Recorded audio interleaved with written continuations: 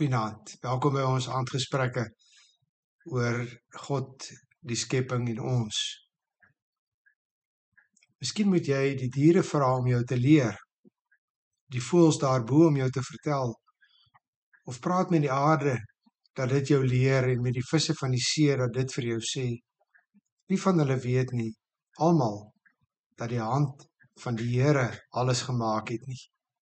So roep Job in hoofstuk 12 vers 7 tot 9, sy vriend Sofar, wat meen dat hy alle wysheid in pag het, tot orde.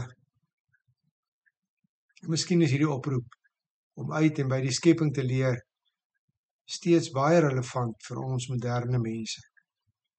Ons wat ons so maklik kan verhef bo kan die natuur. Dit bestudeer vanuit 'n perspektief dat ons beter en verhewe is bo die skepping van die Here. Ons vergeet dat in enige verhouding daar twee kante is. En ook in ons verhouding met die skepping is daar 'n ander kant waarvan ons nie genoeg maak nie, en dit is om by die skepping te leer. Verder is die versoeking groot om, wanneer ons vanuit die woord van die Here kyk, watter diere die Here gebruik om ons mee te leer, ons by iets soos die leeu sal wil begin. Ons sal daarvan hou as die Here ons met die koning van die diereryk wil vergelyk, en ons wil oproep om by die leeu te leer. Maar die evangelie van die Here is anders. In die koninkryk van God is die kleintjies groot en die groot is klein, die swak is sterk, die wat eerste is laaste en die wat laaste is eerste.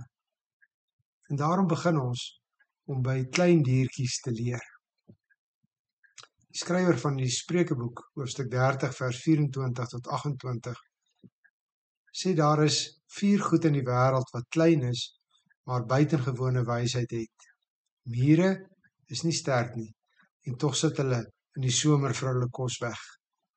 Dassies het nie veel krag nie, en tog maak hulle tuis teen die kraanse. Sprinkane het nie 'n koning nie, en tog trek die hele swerm in formasie. 'n Geitjie kan jy met die hand vang, en tog kry jy hom in koninklike paleise. Kom leer by die mure, die sprinkane, die dassies en die geitjie. Daar's 2 gemeenskaplike kenmerke van hierdie 4 diertjies wat die digter uitlig. Hulle is klein, maar hulle het buitengewone wysheid. Voordat ons oor elkeen van hierdie diertjies afsonderlik nadink, staan ons eers stil by die gemeenskaplike les. Hulle is klein, swak, maar daarom is hulle slim. Jy kan baie mure met 1 voet doodtrap. Jy kan 'n sprinkaan met jou vingers vergrys. 'n Dassie hou maar min gevaar vir die mens in. Klein kindertjies is lief om geitjies te vang. Maar juis omdat hulle klein is, moet hulle om te oorleef slim wees. Buitengewoon slim. Hierdie is module 1.1 van die kursus God, natuur en menskunde. Dit is heel waarskynlik die belangrikste les wat ons moet leer uit die natuur. Die kernles wat die deur oopmaak na die begrippe van die verlossingsleer van God. Dis 'n voorwaardelike module om die genadeleer van die Here te verstaan. Dit verg die grootste wysheid en is terselfdertyd die moeilikste vir die mens om aan te leer. En die opskrif van die module is: wie nie sterk is nie, moet slim wees. Die inhoud van die module, dit gaan oor die mens wat tot die besef moet kom dat hy homself nie kan red nie en dat sy redding van buite afkom, van iemand groter as hy. Wanneer die mens dit besef, dat hy swak is hy slim, baie slim. Dan is hy salig en gelukkig, so verklaar die Here self in die bergpreek. Salig, gelukkig is die wat arm van gees is. Dit is die wat weet hoe afhanklik hulle van die Here is.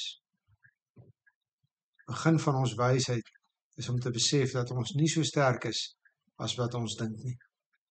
Miskien, nee verseker, moet ons die diere en die voëls en die aarde en die visse vra om ons te leer. Miskien, nee verseker, moet ons eers by die voete van 4 klein diertjies gaan sit. Hulle is nie sterk nie, maar hulle is slim.